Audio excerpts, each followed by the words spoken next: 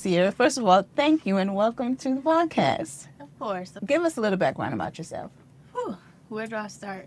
Non traditional upbringing, to say the least. Was raised by maternal grandparents, raised with a cousin, Whitney. Shout out to you, girl. Yeah, so it was very non traditional, but there was never a lack in love and support. Okay.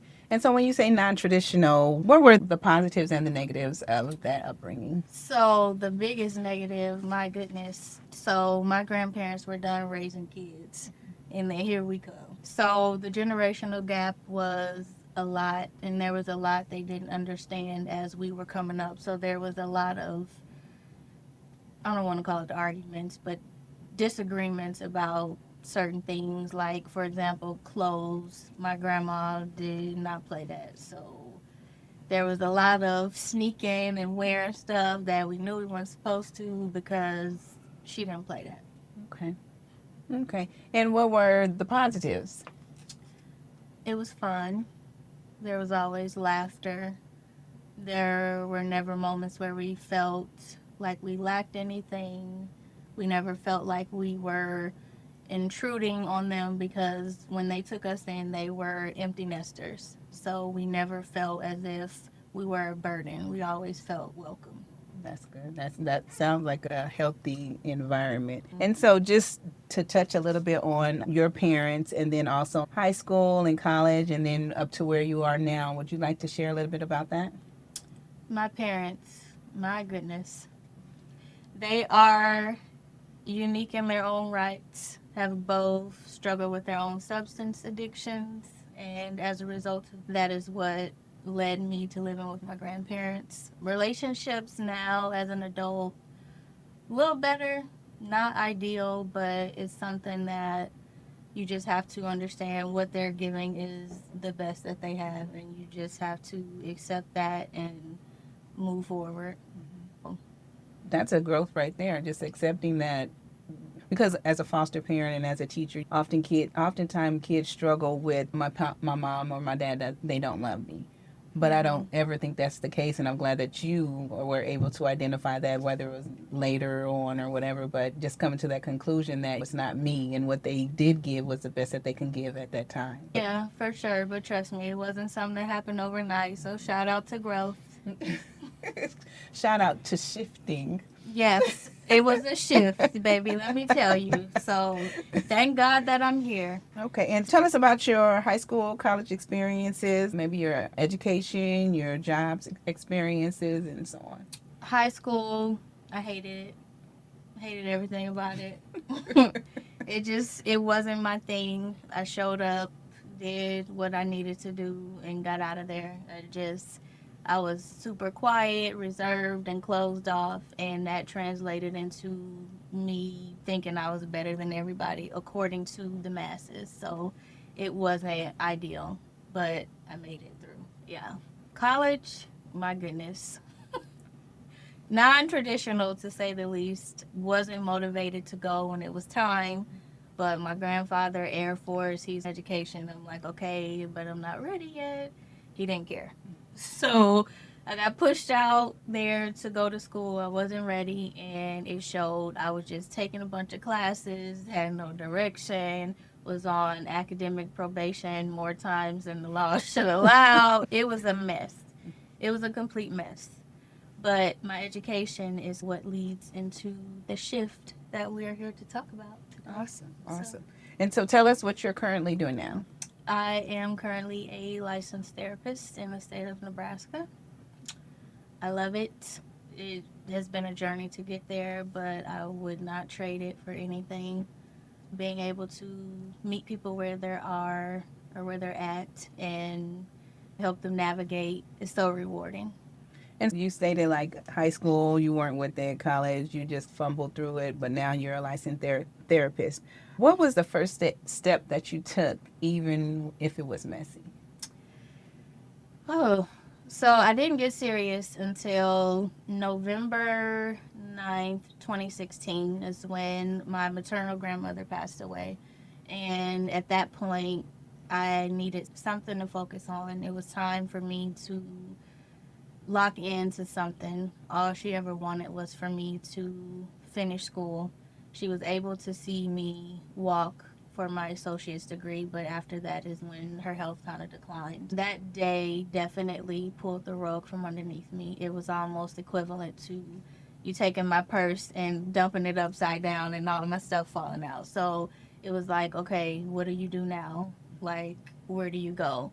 So everything that I knew shifted that day, and it forced me to want to lock into something. And education just happened to be that thing.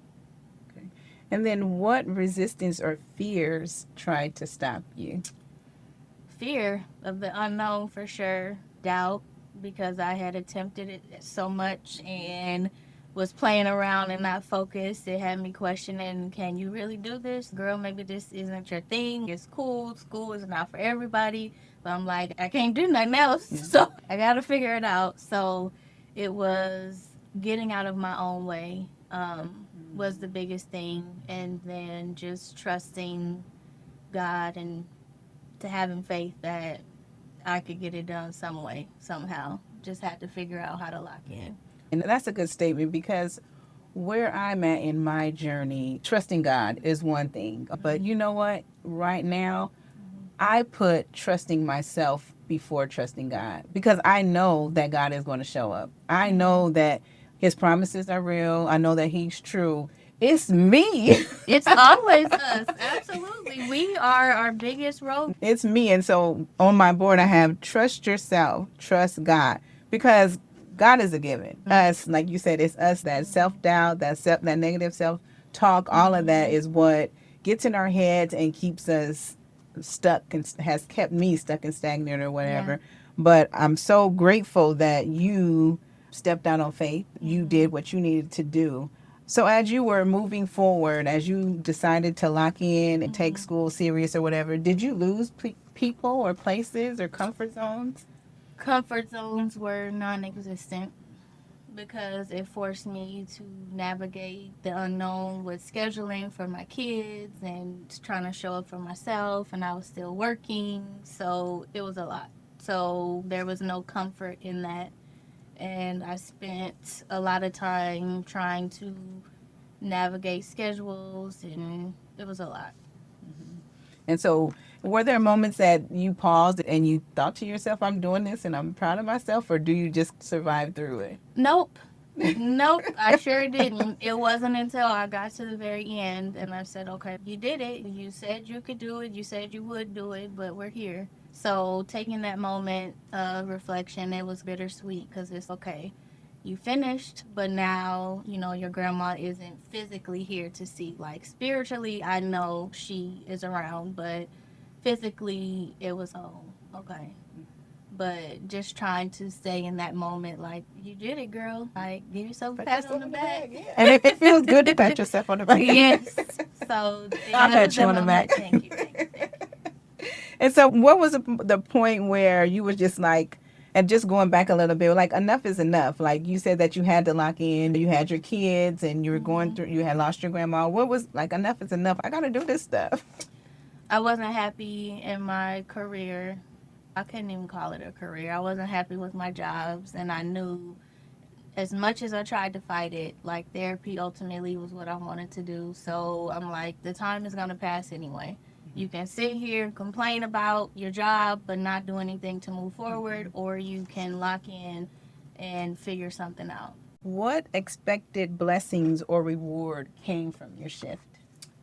Ironically, the friendships that I made in school, graduate school, specifically with internship and all that, we spent a lot of time together.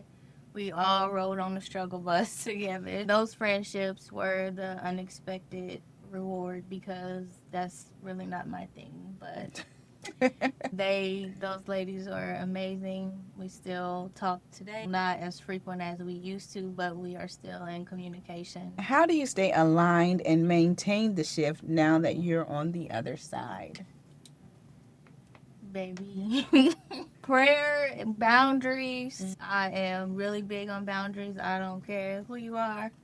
I don't care what your title is to me. If I feel like you are disrupting my spirit, you gotta sit on the bench. So prayer, just asking God for discernment to figure out if there are certain relationships that the season has ended, because I don't want any dead weight on me as I'm moving along. So, and then Sarah Jake Roberts is another thing that is like a non-negotiable. She is fun. So, just all things Sarah Jake, she got me through some really hard times. So, just forever leaning into that and all the wisdom she has to provide. And did I say prayer? Prayer again? And so, being a therapist, and I remember you saying that you didn't congratulate yourself or anything as you were going through the process. So, looking back, would you have kept the same kind of tough love, or would you have celebrated a little bit more? So, with the therapy thing, I think I would have kept it the same only because there's so much that comes after you get the degree. Okay, yep, they call my name, I walk across, they give me this empty diploma, then they mail it to you, but then that's where the real work begins, because then you have to apply for licensure, and then you need 3,000 additional hours, and then you can apply for to be fully licensed, and it's a whole thing. For me, it was celebrating those milestones because it's okay. You're in the field, you're in the trenches with this. You're figuring this out. Like, these are real people's lives that you have in your hands. So I think first year postgraduate school was the most of the celebratory. Okay, getting a degree was just a fraction of everything that goes into it. Okay. But you made it. I did. I did. What would you say to someone who's still stuck at start? I would tell them to get out of your way. Because more often than not, we are in our way. The world is going to have things to say, but it's like, what do you need to do to find the discipline? Like, the motivation is fine, but the discipline is what keeps us going. So you need to get out of your way. You need to pray, ask God to reveal to you what it is He wants you to do in this season, and try your best to align with that path. Is it going to be hard? Yes. Or will you want to quit? Absolutely. But you have to think about the end game and knowing that every obstacle or failure is just a part of your journey. So to be able to look back at the end is what makes it all that much more valuable to you. So, were there moments where you were just ready to throw in the towel? And how did you motivate yourself to continue going? All the time. But I just kept telling myself, like, girl, you got this far. And if we're being transparent, there was a day I didn't think I would graduate with my associate's degree. So I'm like, you made it this far, just keep on going. Just keep pushing. Honestly, I can't say anything but God got me through it, because there were some days I didn't know if I was coming or going. I'm glad you made it through. Is there anything, that's the list of my questions, but is there anything else before we move on to the 5 gas fire questions Oh, Lord. that you would like to share? I think just for anybody that's needing motivation, trust God. You have to have faith. Will it be scary? Yes. The unknown always is. You have to get uncomfortable in order to move forward. And if I can do it, maybe anybody can do it. That's all I'm going to say. And I heard like on motivational speakers, like your comfort zone is your worst enemy. You're going to have to get uncomfortable and take risks if you want the shift to happen, if you want to change your life, if you want to change your legacy and generations.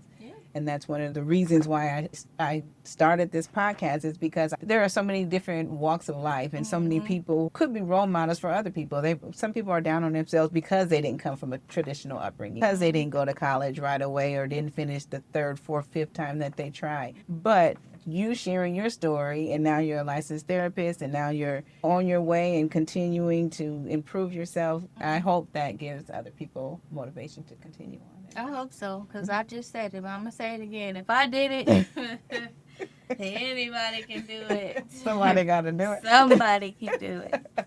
All right, the gas fire questions. Real quick, you got 3 seconds to answer these. Oh, my God. Okay. What's your personal power word right now?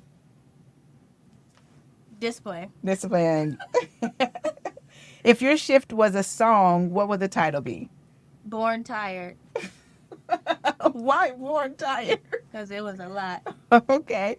One daily habit you don't skip. Prayer. And what's your definition of living a good ass shift life? Faith. No fear. Okay. And fill in the blank. I'm living proof that. I am living proof that miracles happen. No, I'm just kidding. That's the first thing that comes to my mind when I think of it. Nah. No, not first. I am living proof that discipline works. That discipline works. Awesome. Yes. Thank you so much, Sierra Boy, for joining the Good Ass Shift podcast. One of my first guests. I'm super excited. Where can people find you on social media? They can't. They cannot. You're not on social media. Are you? Omaha Trauma Therapy is where you can find me. Omaha Trauma Therapy. Awesome. Any last words? Thank you for having me. Thank you for It's coming. an honor to be here. This was fun. Yes. All right. Gang, gang, gas up.